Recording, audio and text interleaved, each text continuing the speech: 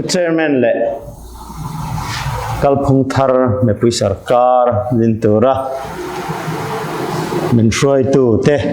kan president kan leader tele kan MLA tele kan nurul pui zong tele kan ni thar dom takte in zavain sibai kan buk chone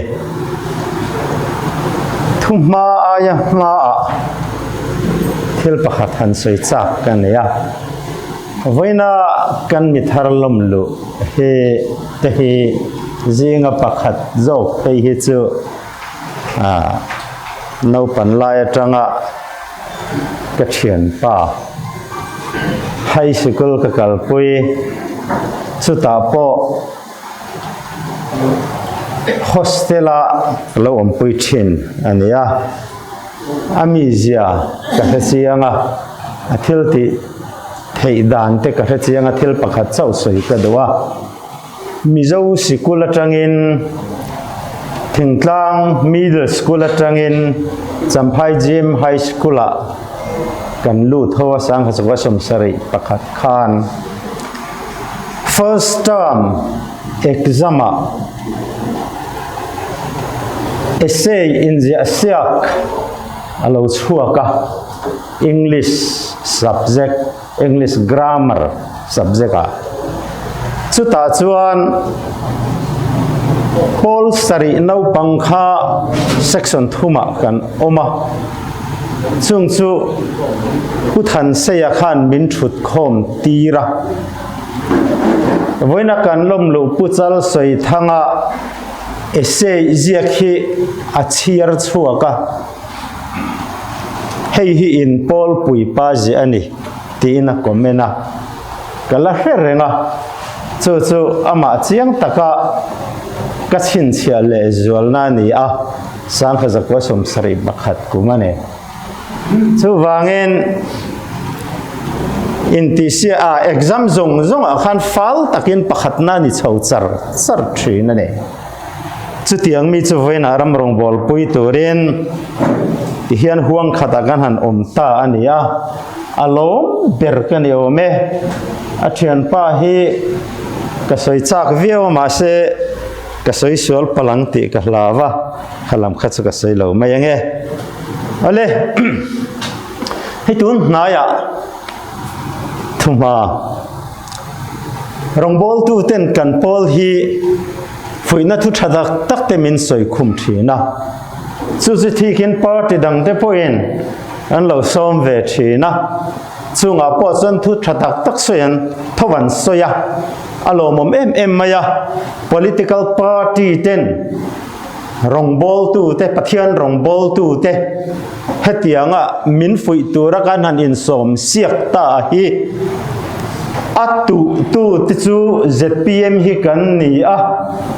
asom masatu tele maroi tu kan ni a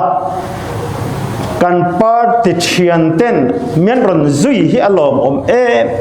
ma ke mani ang thovin uluk takin lo ngai thave sela lo som ve mol sela ti hi kan cha du ane ti chuan ke ni pola ni emo pol danga ani emo kan rong bol tu te hian ve em an nei ya an soi chuak sia chung chu ke ni party ina ni china kan ngai thak kan thil tum number 1 ram ro rel na hian pathian ram hi lo ding mul ro seti kha ani a chu wangin he thu le hla hi chon ZPM chu kan in ti thu le a ma kan hruai ni te po in kan hria a rongbol tu te laka le pathian chunga po kan lom tak zetane tin kan rongbol tu te hian thil pahni soilan nge an nei zia keima ni pol bi ka chuan mi frang rongbol tu kan roi tena an soilar em chu pakhat na chuan kalphung thar inti hi sarkar hunatan khek lovin campaign na tan po mang ro party dang te campaign angin campaign ve su in kalphung thar hi campaign na tan mang chat ro ti in min fui ziane a war pol phei chuan sang ni som pariat in thana khan enga nge party dang ti anga in ti ve ti in min how ani kha kan la herin ka renga tukina hian kha fui na kha i ei thar leang u ilim thar leang u than len puina ni mang u tin ka in cha do ne pani na chuan nang ni pol hi mi pui ten tlan chiat na tan man cheu an dua ama ero chu in pum khat na hi kan hlau thong ani chu wangin in pum khat na ti che thei reng eng ma lo ti to su in lo in pum khat lo thina ni pon chu lo ban san ro ti in thanem ngai taken min cha ane chu kan fetheu ome chu wangin hruai tu te athenin kan han en bela hruai tu te zinga in pum khat na thalo deu omin kan fia a athenin wa karte kan han en bela wa karte zinga puchuam nei tuma vei puchuam hual te fui por ching kan omni in kan in reboka kan in pu ton ane tu ma bang om loven in pum khat na chung changa hian ke ni pol hi pol dang in min pu bok ke ma ni le ke ma ni kan in pu bok pol dang min pu na hi chu ke nin kan va khap thei ani lova ke ma ni chunga ero chuan hetiang ke ma ni mel ma ke ma ni kan trang hi voin trang chuan ho iban san vang u tin kai so me hruai tu te zinga rin lel kan nei ni chuan pon lama mi te ne na zot fia lovin hruai tu te ne na i zot fia ngamang u chu tiang bokin hruai tu te ho pon kan nau te zinga mi fui por ching hruai tu zui bi tum nei kan omani pon in khap ngam turin ka in cha do bukane le ramin mizoramin tun lai hian thilian pui pahni abuai puya pakhat chu sum om lo hian e pahni na chu law and order mu mal lo hian e puzal soi thanga hian pahni hian soi se thiam le am ti karenga pol sari kan ni lai po mi tui tlapura pol pui te ne na thu soi thiam thin kha nia mel te lo thalo zo to zo ka ne he tlam walai zan thadeu me nia tu na pa he la thathowa le ramina kan buai pui te hi achan tam taka omanga sap trong te po han riat ve nokila devolution of central tax and duties SOTR anti te SONTR anti te pumchan ka sai seng love technical lam hi chu hei kan leader te kan MLA ten an soi thiam mama kan ngai thachina keima ni ram chung ina kan tho chua ve te keima ni ram pon atanga tax kan don te central atanga kan sum mu te sutiang harsat naron khen tu kan du ang kan mu lo emo kan mu tle memo ke mani on resources tle memo tamemo khatiang lama khachu a technical deva khang kha sei vel vela ama ero chu khang technical problem ina mi pui min ngong dan hi vena hian zirho atan karon thang done ti chuan kan thupuya tan chuan kum sang khazakwa somruk paruka India lakazalen na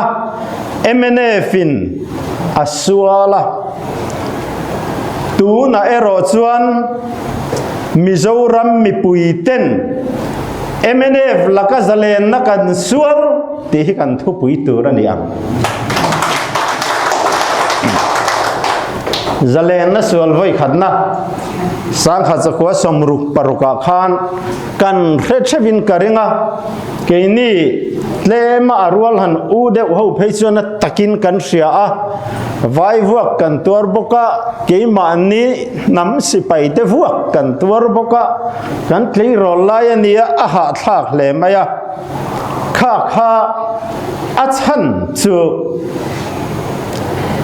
India sarkar laka hian mizo nam hi kan him lova kan riat wang ania tin aro rel dang ha nam te nau le sa kho te nau tan chuan boral na tur nia kan riat wangin zalen na sual kha trul ni in kan ria a adot le chuan phai lama kan le khazir ho kha kan rual u ho te kha phaya nam lian ho vai kan ti mai zinga khan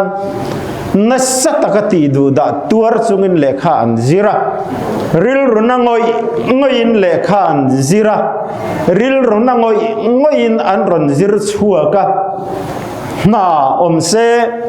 thiam na in kong ro asulova nam lian le nam te nam tam le nam tlem in kara le nei na na sataka oma in ti siang na sang big central service a te khachuan azia deu hlek ti chau ane chu wangin zir thiam na hian tu na kan yang ang chon kong ro asu zo don lord riat na wangin kan mi zo thalai te an zawai de uthoen zalen na sual tu te zinga khan a matonga an tel ne sang zo wa somruk paruk vela kan graduate thalai ho kha ram nuaya zalen na sualin an chuak deu veka a chuak lo om chun te kha chu nu le pa ten an khap be an ni deu chau ane chu wangin zalen na sual tu te MNF te itiang khan zalen na kha an sual chuak nge yang ti kan ring san palo an ho tu pa pulal de nga po India sipai bang ania India sipai tamra thak ziale India sarkarin ral thua manga ziale thona chisang sanga nga ziate thona handi then ni za rude uleka chan soi lovila a chiang ber ane chu wangin mizo nam tlen te akara angam ngam pen chuakin India hi kan kap tlom don lowani ti chiang takina ria chuti chung chuan zalen na sual khatul atia kan le khathiam te po in chu tom puin zalen na sual khatul antia athen te chuan ka chua te po sun lo in be sei ani mai thei amai ro chu an ka chua ta ka chu nam ril ru hi ne chu a lu tho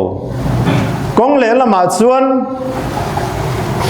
zalen na sual tu te zinga tam takin nun na an chana zalen na an sual sak mi pui te po in tam takin nun na an chana tun thlengin mei thai ra bit leo tlang ta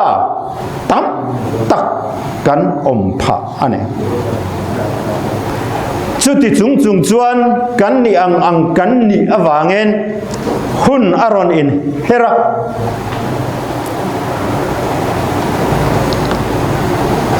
kan ka chuata kan nor chuata ka chu man tangkai thei ve tho da lo mo ti in ti hian zalen na suala thi le liam kara thi na le in hal le re thei na kara om ai chuan ti in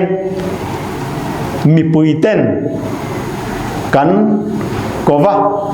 kan soma remna alo om ta ane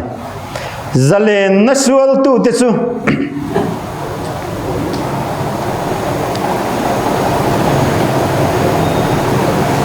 kan za zalenan sual lai pon an kap chuak lowang ti ring reng chungin kan tran em nam pumin kan trana ama ero chu ani na ang taka han fui tu te ro khasan khathiam lo ze uzewa chunga wang chuan apola tlema han innek te khacho oma khang khacho ang polo ni sela ti chuan muang leya an lo chuaka an lo chuan nu a po India dan nuaya state sarkara kumsom le paruk ro an rel na tuna hian kan mangmek ane ti chuan kan sarkar ron mek te hi kumsom ni lai zalen na lo sual tu i mizo nam ta na zalen na lo sual tu te an ni kan sia state chunga thunei na neya ro an han rel ta du hian voinia chuan chan chin thar ngai nom pol bernita chu sarkar na thokin ahun taka lo an la thei mai thei ti te junia male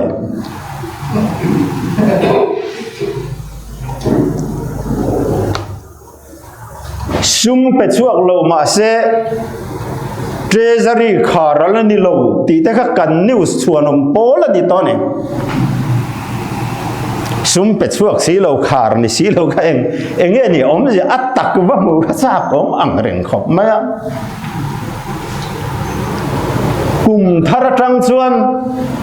contract na hi dik taka sema ni to ang ti te kha kan chuang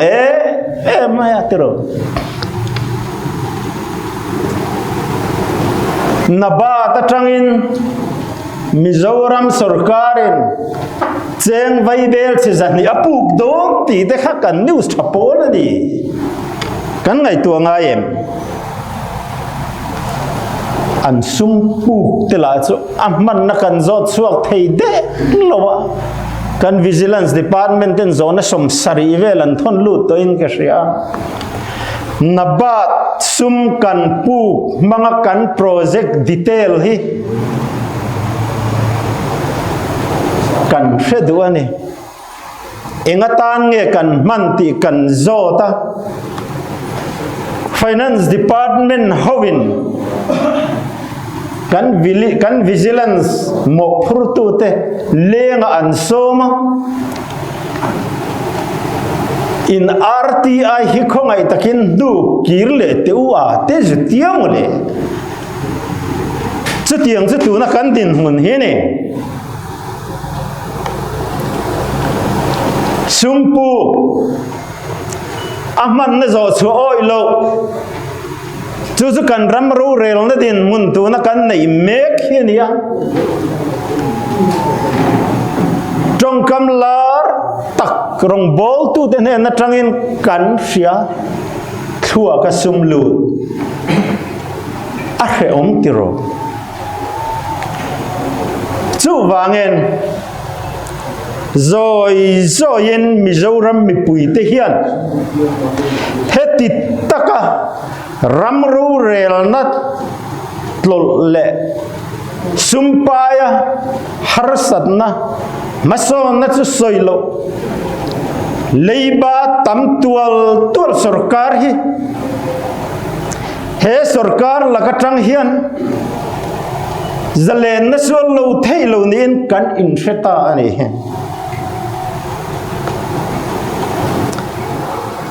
he sarkar hian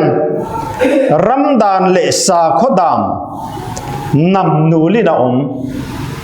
lo an order soitu reng a lo ho tu pa ber mumang kan vut a chu ni deu mai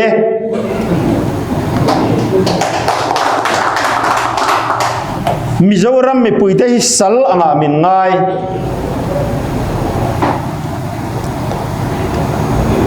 sal chupu ne yan ya sal pu zo na sal te kha du en khalam khasam ro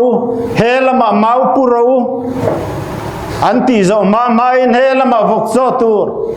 chung chu sal zia chone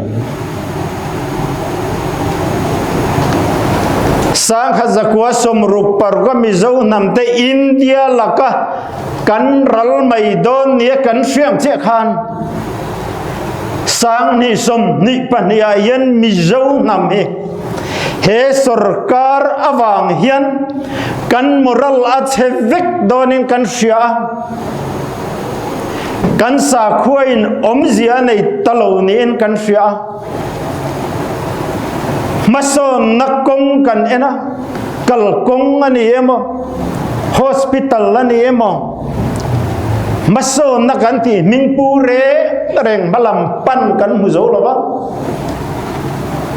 India ram state som thumrual zinga athok chuak ke ber a percentage sala pon kan ni tho a figure pon kan ni tho eng me ke zini nemo lo man mang kho nga siama pakhat na ademin ron da ni ome chung zuk la tu te sukan mu vel mai ne kan din mundik ta hisoi za thak khop an mani pun an oi lo tur hi an bol phuan vel mai chu wangin he nam hian achunga ro rel tu te chunga hian zalen na sualangai ta ni in asia corruption laka film kan du contract na sem dan kan sia kum tharatang chon dik takin seman tummo kamrula te pe klem deu to an tum ti na ni em chu kan zo ta ne ti chuan mizo mi puiten zalen na kan sual na man ruwa tan chuan silai kan mang vel wanga a thon da war te po kan mang vel wang amai ro chu kum thara hian zalen na sual na atana man rotangkai berle efektif ber EVM kan mang don ne sumi huna chuan kan zalen na hi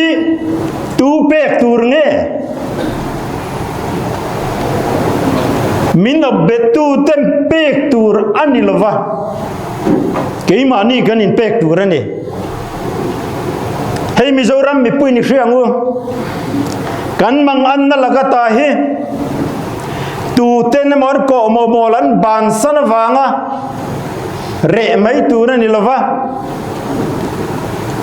kal phung thar mi pui sarkar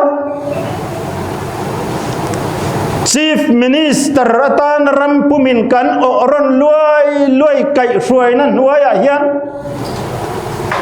kum sang ni som ni pathum kum top lama tang chuan he ram hi vote mangin EVM mangin mi puiten i chan chua ka ngutin kain som du ane chu wangin zalen na swal vai thum na ngai to lo ram sela Mizoram mi puite hian zalen na kum hlun kan nei theina turen kal phung thar mi pui sarkar Mizoram mi puite hian din turen kan soma amman ruatan chuan Congress mi puite hi thazo ka kan theni choni thlangangu ZPM mi puite hi thazo le rin tlak zo ka kan ngai ni choni thlangangu ani lo le tu na bino bet mek tu te hi la thazela kan ring ani chuan I thlangangu mi puite zalen na ne chu wangin keimani chung kwa po atira ka soyang khan kain fui non le duane mi puin arbowan zong mi puin an mani ro an mani chungaro rel tu tur op bet ringot tu tur ni lo ma khoi sak thei da tha tho sak thei dik taka dan le thu be keng ko thei dan angaram ro rel tur andu indu en chin to kan nei line chin lo kan nei chu wangen he zalen na kan sual mek hi tu min pek tur mani lova kei mani kanin pek tur ni ti hriaen kan malam ngoningon takin ingai tuango tun ma zongin hei UT atanga state tun thlengin kum somnga mel kan lo hobetan surkan na thokte na hun taka lo an la don ti ha hi ba chuan e ba kan soi hi ala ngai lo re ren chu wangin tun ang tluka kan re thei hi a lo ti nan chu ti lain chan chin thara te kan lo sia contract na mu thei bi ten bi lan nei tang ve ngai lo re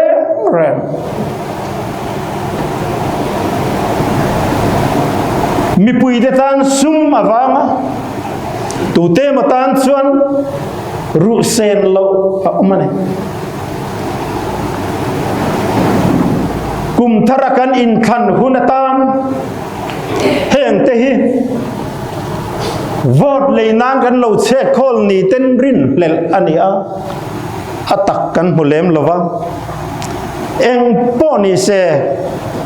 Mizoram mi puiti hian enge an mamo kan mamo ram ru rel lai he khovel hi to pani mai lo chuan ala om chho zelang Christian rama cheng kan ne kan ro rel tu te po Christian an ni an rel sakate po Christian kan ne chu wangin ram ro rel na lairil berahian pathian ram lo theng mol sela ram ro rel na hian ramdan zom ni rose ti hi mi puite kan ngen na ani kalome